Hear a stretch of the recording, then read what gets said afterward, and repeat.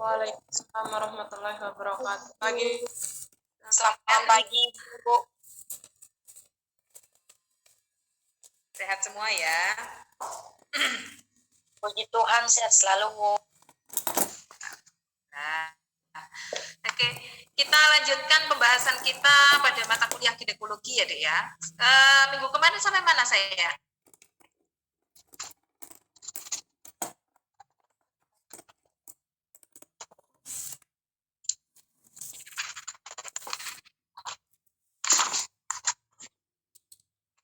Kalau nggak salah sampai ini ya. Tindakan sampai dengan pasca kemarin ya. Sampai dengan anestesi ya. Iya, Bu, sampai anestesi, Bu, anamnesa pemeriksaan ginekologi. Oke, saya refresh sedikit tentang slide yang terakhir. Saya coba slideshow dulu. Oke. Anamnesa dan pemeriksaan ginekologi ya. Jadi perlu kita melakukan anamnesa untuk mengetahui keluhan utama pasien ya. Nah, keluhan utama pada pasien yang pergi ke dokter ataupun ke paramedis termasuk ke bidan ya. Mungkin salah satunya adalah apakah ada keputihan atau leukore. Kalau keputihan itu ada dua ya yang kemarin saya sampaikan, ada yang fisiologis dan ada yang patologis. Kalau yang fisiologis warnanya bening atau putih seperti susu ya, tidak ada rasa gatal, tidak ada bau yang menyengat ya. Dan biasanya keputihan fisiologis itu terjadi 1 minggu sebelum dan setelah menstruasi, itu masih fisiologis. Tapi kalau ada keputihan atau fluor albus ya, biasa kita sebut fluor albus, yang patologis yang bagaimana? Dari kuantitasnya saja sudah banyak biasanya. Ya, kuantitasnya sudah banyak dan dirasa mengganggu. Kemudian warnanya itu bisa kuning atau putih kekuningan atau bahkan mengarah ke hijau. Ya, itu sudah patologis. Dan ada gatal. Kalau sudah gatal itu biasanya sudah dicampur tangani oleh yang namanya jamur. Ya. Tuh. Nah, kemudian dari baunya menyengat. Bau pH asam vagina kita otomatis akan mempengaruhi bau dari keputihan. Kalau yang fisiologis, baunya ya seperti bau pH asam kemaluan kita, ya nggak ada kemaluan yang nggak bau, itu nggak ada, ya. Bu, itu Bu, kalau bau sedikit saya kasih sabun, biasanya mungkin sabun kewanitaan atau apa ya. Saya sering sekali memberikan KY kepada pasien. Apabila memberikan sabun pada kemaluan, nah itu hati-hati. Kalau memang nanti pH-nya itu tidak cocok dengan pH-nya kemaluan kita, dengan pH vagina kita, maka dia bisa merusak bakteri baik yang ada di sana. Ya, kalau merusak bakteri baik, apabila ada infeksi yang masuk ke kemaluan kita, maka tidak akan ada lagi yang menghadang, sehingga akan lebih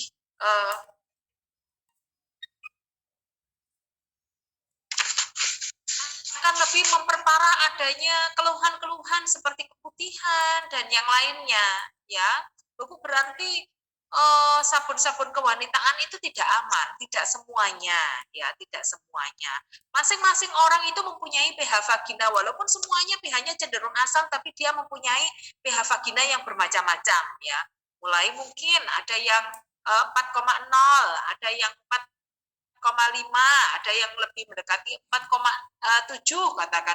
Ada mungkin yang kurang dari 4 juga ada ya, masing-masing itu berbeda-beda ya, walaupun secara teoritis pH vagina itu adalah kurang lebih 4 sampai 4,5 ya, tapi tidak menutup kemungkinan masing-masing orang berbeda pH-nya. Nah, saat kita menggunakan sesuatu yang pH-nya itu cenderung lebih asam ya, lebih asam, sedangkan pH-nya dia itu cenderung ke basa 4,7, 4,8 atau mungkin bahkan ada yang mungkin lebih cenderung ke 5 ya. Nah, itu nggak apa-apa ya, tidak masalah. Tapi begitu pH-nya itu lebih asam sekali ya, mungkin karena nutrisi ya, kemudian personal hygiene-nya ya, lalu pakaiannya, mungkin dari pola ini berpakaian, itu biasanya akan mempengaruhi pH masing-masing vagina. Nah, kalau seandainya sudah lebih mengarah ke asam, lalu kita berikan pH yang asam lagi, nah dia akan rusak ya. Jadi kestabilan pH-nya itu akan istilahnya dia akan labil, akan tidak stabil ya. Nah, itu yang akan membuat kemaluan seorang perempuan itu biasanya ada saja masalah, biasanya jamur, gatel lah, dan itulah dan sebagainya ya. Nah, itu yang membuat masalah. Maka dari itu kita tanyakan keluhan ke pasien, apakah ada keputihan, Bu? Oh, iya, saya keputihan. Kapan keputihannya ya? Kapan? Kalau biasanya biasanya sebelum menstruasi itu saya banyak keputihan, atau setelah menstruasi itu lebih banyak keputihannya. Tapi setelah itu nggak ada sama sekali. Nah, berarti itu keputihan yang fisiologis ya. Ada pertanyaan biasanya ya, ada pertanyaan yang seperti ini. Bu, berarti kalau seperti itu apakah kemaluan itu tidak perlu disabun ya? Nah, jawabannya adalah memang tidak ya. Kemaluan itu memang harusnya kita bilas sampai bersih, tidak menggunakan sabun. Karena apapun sabun itu pasti akan mempunyai kandungan kimiawi yang mungkin tidak cocok untuk berinteraksi dengan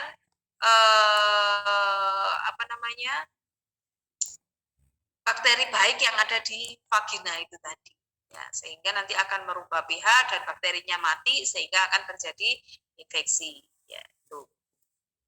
Kemudian adakah pendarahan pervaginam? Pendarahan pervaginam itu kan yang bagus ya setiap bulan 1 kali ya, dan dalam kurun waktu yang kurang lebih 5 sampai dengan 8 hari ya, atau maksimal 15 hari ya.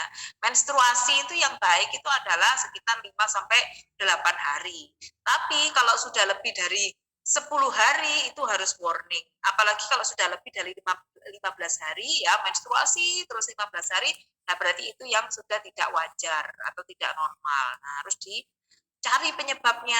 Kalau memang karena hormonal berarti harus distabilkan hormonnya. Kalau memang karena ada sesuatu yang menyertai mungkin penyakit atau apapun itu berarti obati penyakitnya ya supaya ibunya nggak anemi. Menstruasi 15 hari, saya itu menstruasi nggak selesai-selesai Bu Bidan. sedikit nggak banyak sih, yang menurut saya sih nggak apa-apa. Ini sudah berapa hari Bu? Ini sudah 20 hari. Ibunya datang dengan kondisi yang wajah pucat, sudah anemis ya. Loh Bu, walaupun sedikit-sedikit tapi ibu tetap mengeluarkan darah. Dalam 20 hari ibu mengeluarkan darah, itu sudah merubah HB, kadar hemoglobin, sehingga ibunya anemia, ya kan? Nah, itu pendarahan pervaginam harus kita tahu bahwa memang pendarahan pervaginamnya normal atau tidak ya. Tumor abdomen atau payudara ya, yang dimaksud dengan tumor itu adalah semua benjolan abnormal yang ada di dalam tubuh kita, apalagi dia letaknya ada di abdomen atau payudara ya. Kita harus aware, kita harus peduli apa sih benjolan ini. Jangan dirasa, kalau orang Jawa bilang itu sering saya mendengar pasien-pasien saya yang datang, ini loh saya punya benjolan di sini. Oh, ini mungkin uji itu apa ya, kayak kalau kita lipoma itu mungkin lipoma itu kumpulan lemak ya, yang suatu saat itu memang bisa hilang ya kalau kecil. Tapi kalau yang besar tuh ya, lipoma, fibroma ataupun mengarah ke benjolan yang lain itu sudah termasuk tumor ya, yang patologis, yang tidak normal di dalam di semua tubuh kita ya. Gitu. Ada di abdomen, ada di payudara. Ya, kemarin sudah sedikit-sedikit saya singgung tentang apa sih kista, apa sih mioma ya. Nah, itu merupakan sesuatu massa atau benjolan yang ada di abdomen ya. Kalau kista ada di mana-mana ya, kalau mioma biasanya ada di abdomen. Nah, itu yang harus kita perhatikan dengan lebih ya, sehingga akan ada suatu tindakan yang disarankan biasanya untuk mengambil tumor ataupun massa. Massa itu benjolan ya, massa itu sama dengan tumor ya. Tuh. Abdomen dan payudara. Lalu kehamilan, berapa kali ibu hamil ya? kemudian bagaimana riwayat kehamilan, persalinan, dan nifasnya, itu juga perlu kita tanyakan. Syarat pemeriksaan ginekologi yang pertama adalah privasi pasiennya dijaga. Tutup pintu, tirai, dan jendela, selalu kita sampaikan seperti itu apabila kita lab skill ya atau praktek. Sebenarnya memang hal itu tidak boleh sampai luput dari tindakan sebelum kita melakukan pemeriksaan pada pasien ya. Karena apa? Privasi pasien itu adalah hal yang sangat penting kita perhatikan. Tutup pintu, tirai, dan jendela, walaupun kita hanya akan melakukan injeksi katakan di bagian lengan, IM di bagian lengan ya. Seperti tulang deltoid saja dengan membuka sedikit baju ibunya, tapi itu pun juga harus dalam menjaga privasi pasien itu harus ya. Seorang asisten dokter wanita dan untuk anak perempuan ditemani oleh ibunya. Jadi kalau ada pasien yang sekiranya dia belum menikah atau sekiranya membutuhkan bukti bahwa ini loh saya hanya melakukan tindakan seperti ini ya. Nah, itu sebenarnya harus ditemani oleh paling tidak ibu ataupun keluarga dekat yang bisa dipercaya. Contoh, ada pasien anak-anak yang mengalami keputihan, katakan ya, keputihan yang sekiranya kuantitasnya banyak, jumlahnya banyak dan mengganggu sampai dengan timbul jamur gatal ya. Saya pernah punya pasien yang seperti itu. Nah, kemudian untuk melakukan pengambilan sampel keputihan ini apa ya, atau istilahnya kalau orang dewasa pap smear, tapi kalau anak-anak itu nggak usah pakai spekulum, hanya diambil saja tidak sampai ke merusak ini lapisan himennya, hanya diambil sampelnya sedikit, keputihannya itu seperti apa ya. Nah, itu merupakan sesuatu yang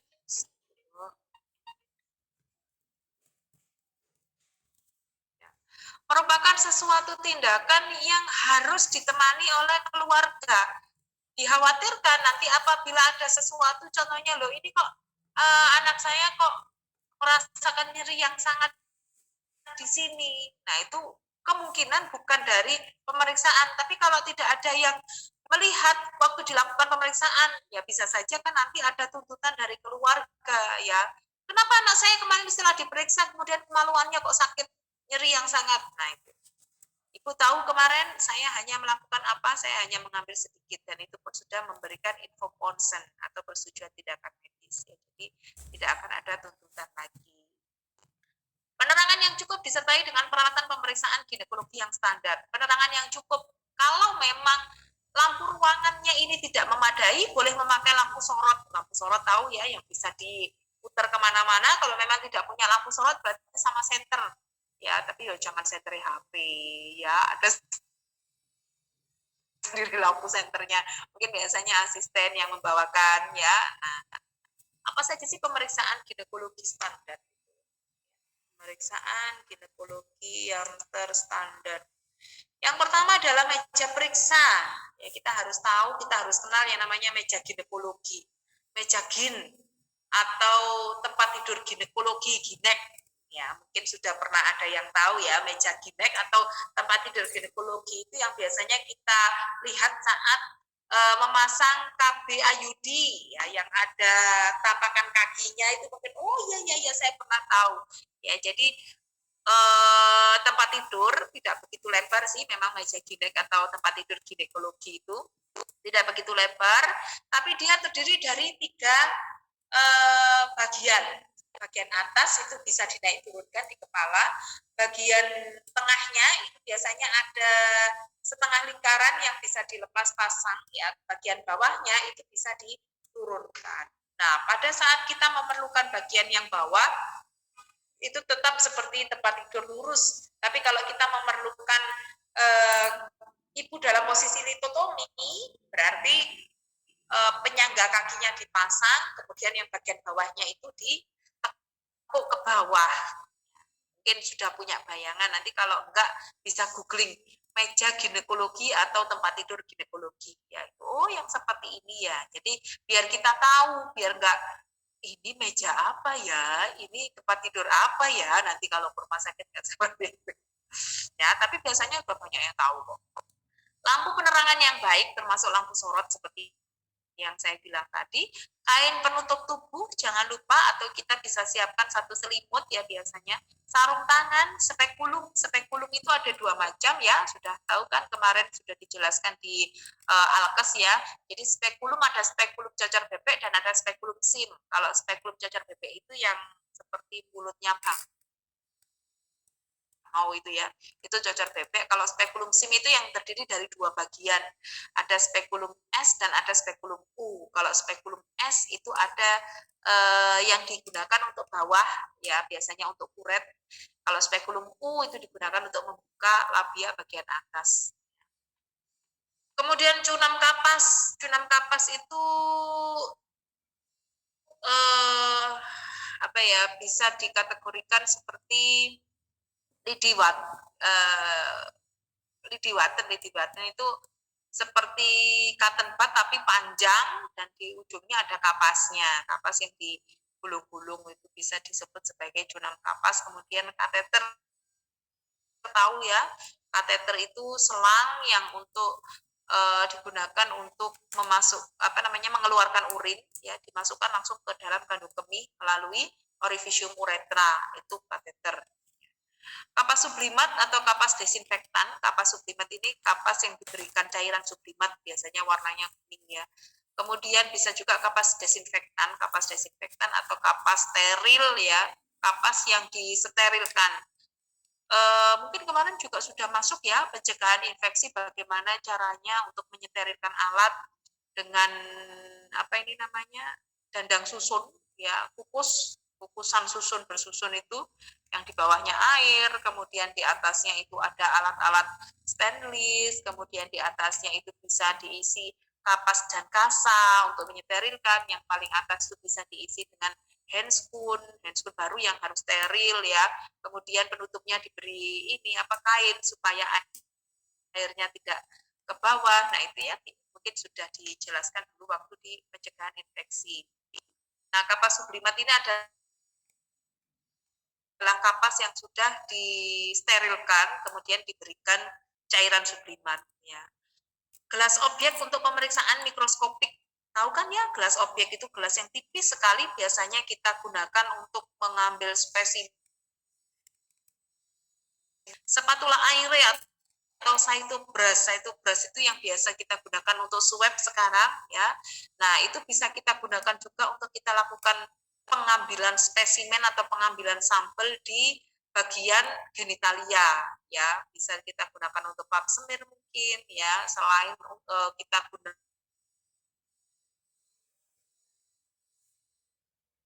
ya, kita bisa menggunakan saitobras ya. Spatula air itu biasanya kecil, panjang,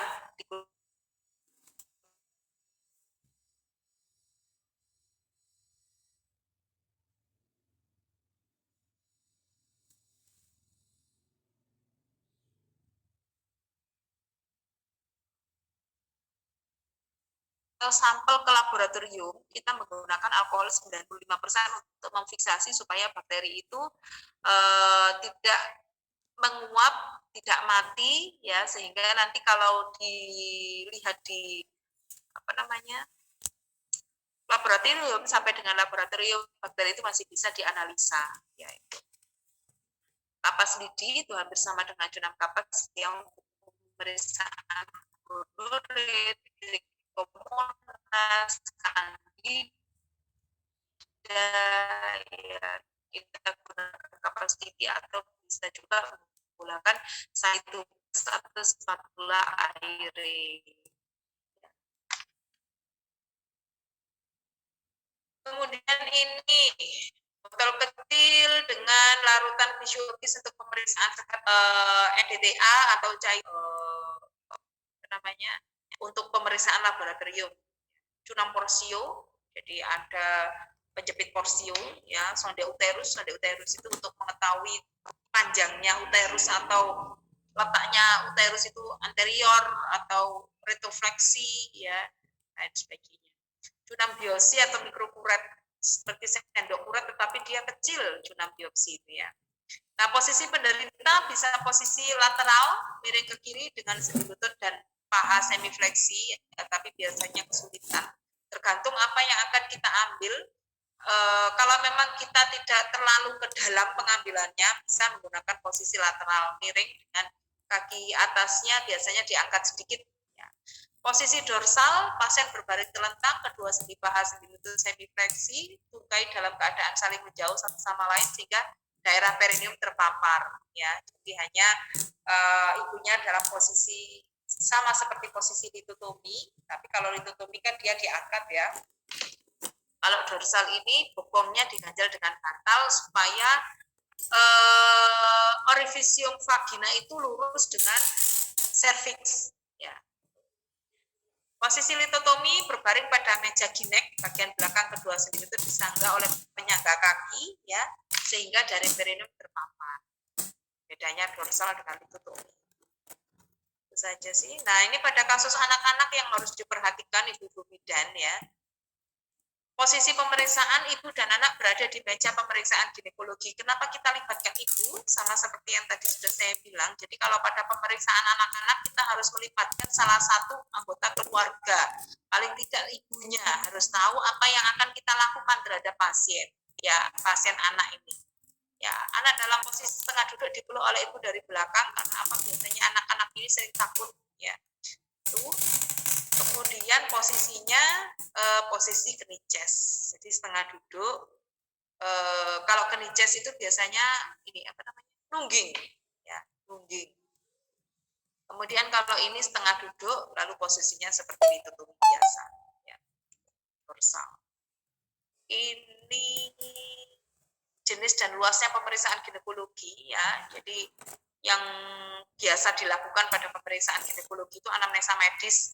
Anamnesa medis itu ya mulai dari riwayat sakit, riwayat kehamilan persalinan nifas, kemudian riwayat apa namanya ini sakit yang menaun ya, itu termasuk ya itu riwayat medis. Kemudian apabila ada KB apa yang sudah digunakan itu termasuk riwayat medis. Pemeriksaan fisik head to toe, pemeriksaan panggul, ya pemeriksaan panggul itu ada dua, panggul luar dan panggul dalam.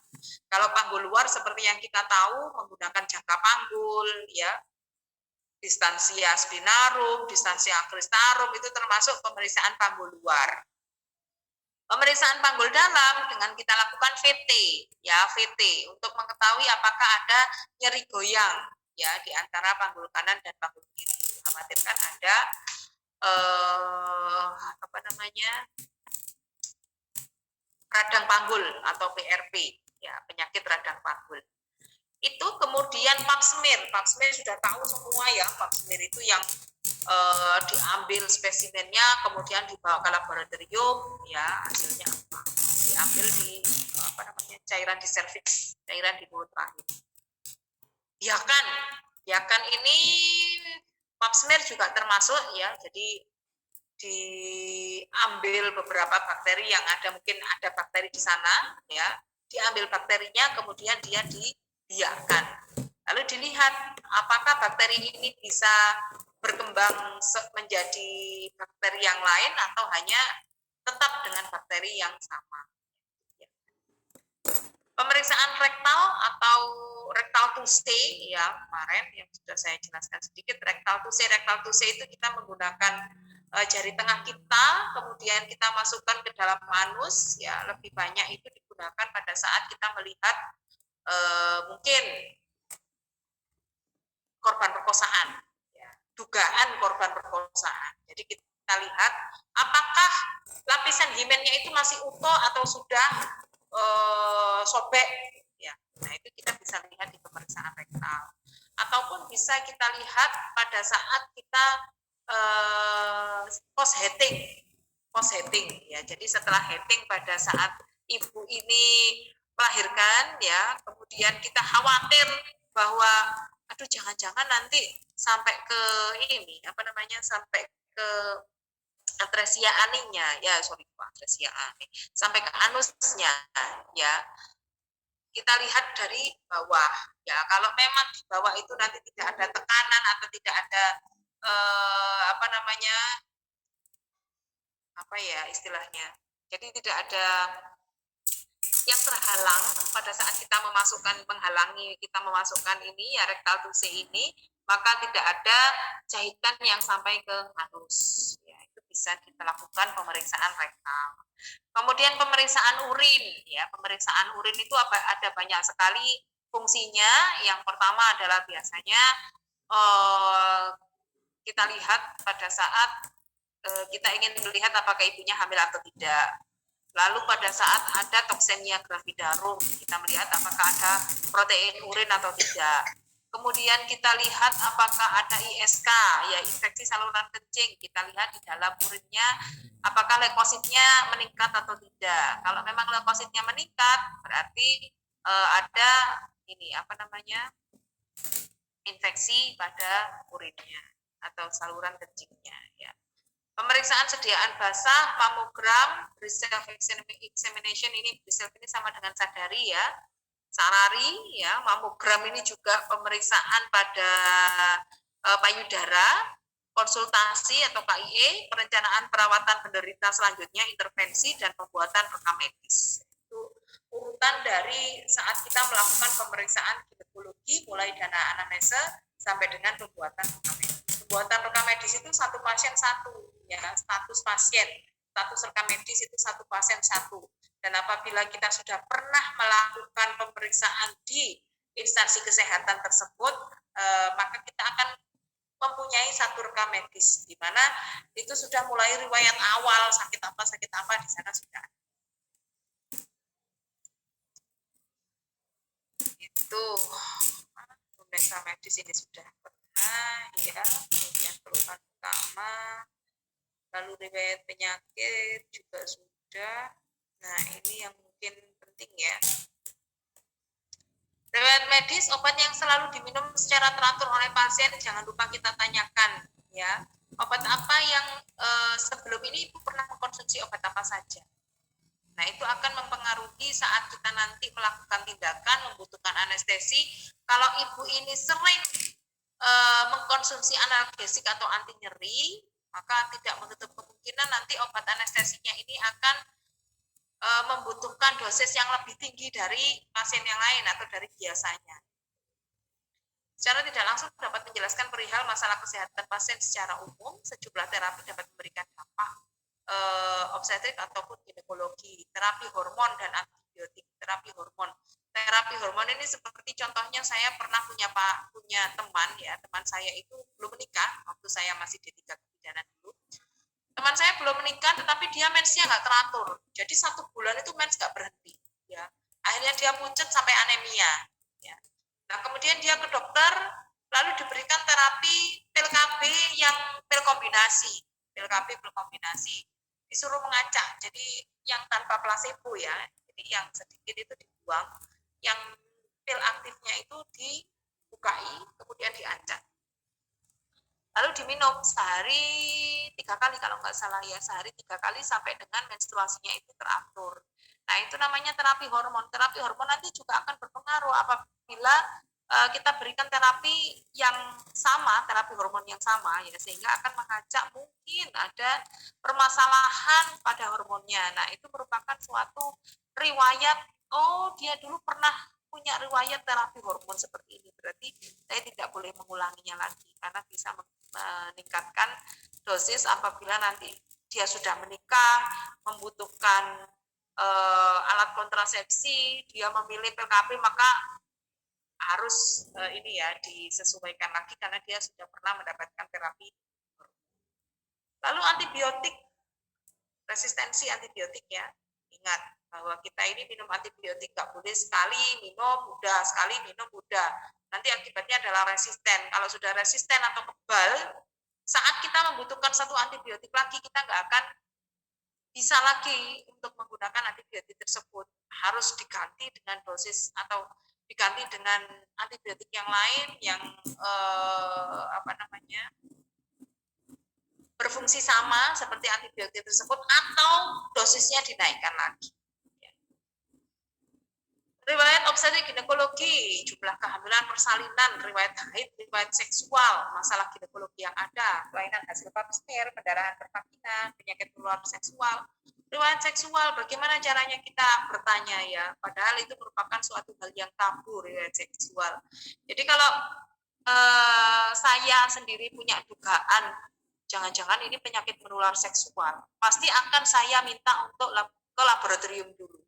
Ya, ke laboratorium, kemudian saya ambil spesimennya, biasanya saya pap smear ya. Saya pap smear, saya minta untuk bawa ke laboratorium, lalu nanti di sana ada hasil. Nah, ada hasil itu baru saya bisa bertanya pada ibunya. Bu, sesuai dengan hasil pap smear ini menyatakan bahwa ada satu penyakit menular seksual. Mohon maaf ya Bu, saya harus bertanya ini walaupun ini sebenarnya adalah hal yang privasi atau hal pribadi untuk Ibu, permasalahan pribadi. Tapi saya harus bertanya untuk pengobatan selanjutnya.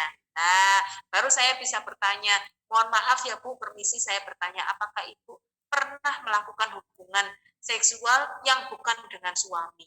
Atau mungkin sebaliknya, suami Ibu apakah pernah berhubungan seksual bukan dengan ibu. Nah, itu kan juga bisa menularkan ya. Tuh. Kemudian kalau enggak tidak, saya yakin tidak. Apakah ibu sering untuk bepergian jauh dan buang air kecil atau buang air besar di kloset umum yang sekiranya itu kotor? Nah, itu juga bisa ya. Ibu apakah bisa menular? Buang air kecil atau buang air besar di tempat-tempat umum, pastikan bahwa itu sudah bersih. Atau kita bisa gunakan sanitizer mungkin ya, itu juga bisa. Tuh, jadi untuk mengkaji riwayat seksual itu memang tidak mudah. Tapi kita harus punya bukti dulu atau kita harus punya sesuatu yang bisa dipertanggungjawabkan untuk bertanya. Kalau seandainya saya kok keputihan ya Bu Bidan, apakah ibu pernah gonta-ganti pasangan? Ya pasti ibunya akan tersinggung ya. Tapi dengan hasil yang sudah ada, dengan hasil pemeriksaan yang lebih lanjut, kemudian kita sampaikan, pasti seorang pasien itu tidak akan tersinggung. Ya malah pasti dia akan tertarik. Loh, ini saya kenapa ya? Bagaimana cara penanganannya? Penyebabnya apa? Nah, dia pasti akan lebih interest ke sana. Ya. Tuh. Kemudian riwayat haid, ini saya kira sudah tahu ya. Riwayat haid sudah tahu, kontrasepsi juga sudah di luar kepala ya. Riwayat seksual seperti yang saya bilang tadi, pertanyaan mengenai riwayat seksual itu sangat riskan, tetapi harus kita sampaikan. Ya, aktivitas seksual, frekuensi aktivitas seksualnya, penggunaan peralatan pengaman seperti kondom dan yang lainnya, ya, jumlah pasangan seksual, disfungsi, masalah libido, ya, dan lubrikasi dan yang lain sebagainya. Nah, itu biasanya tanpa kita tanya pun pasien itu akan langsung bercerita, ya, kalau sudah ada hasil yang bisa dipertanggungjawabkan seperti itu. Kemudian nutrisi, ya, nutrisi itu juga akan sangat berpengaruh. Nutrisi kenapa sangat berpengaruh? Ya, karena nanti pada saat kita melakukan terapi, pada saat kita melakukan pengobatan, ya, pasti akan kita tanya, Ibu makannya berapa kali sehari, ya. Obat ini nanti harus diminum setelah makan. Lalu obat ini tidak boleh berinteraksi dengan susu, dengan makanan yang tinggi serat, atau makanan yang tinggi lemak, atau makanan yang tinggi karbo. Nah, itu pasti akan berpengaruh, ya. Kemudian olahraga, mood dan perasaan. Kenapa mood dan perasaan ini berpengaruh? Ya karena perempuan itu mood dan perasaan itu akan berpengaruh kepada hormonal atau sistem endokrinnya. Oke, sampai sini dulu untuk pemeriksaan fisik, mungkin bisa kita cut ya. Nanti minggu depan kita sudah alihin. Ada pertanyaan sampai sini silakan. Seputar ginekologi. Ini sebenarnya masih banyak ya, tapi saya pilih yang penting-penting aja nanti. Ya, Angelina, ada yang mau ditanyakan? Saya mau bertanya tentang pemeriksaan vagina pada anak perempuan. Zoom-nya siapa, Angelina? Yang salah satu di mute aja. Ya, silakan. Ibu tadi Ibu menjelaskan bahwa kalau misalkan anak perempuan itu tidak boleh melakukan tidak boleh menggunakan spekulum untuk pemeriksaan vagina dalam pengambilan keputihan, Bu. Terus alat apa yang digunakan dalam pemeriksaan vagina pada anak perempuan? Ya, biasanya saya menggunakan cytobrush atau saya menggunakan spatula aire, tapi hanya saya ambil pada bagian yang lorong vaginanya, labianya. Jadi labianya saya buka sedikit, itu pasti sudah ada keputihannya. Kalau memang keputihan ya, saya ambil di situ, kemudian saya bawa ke lab. Apapun itu hasilnya, pasti labnya sudah tahu kalau itu punyanya anak-anak. Ya, jadi akan lebih teliti. Kalau kita kan harusnya mengambil yang di bagian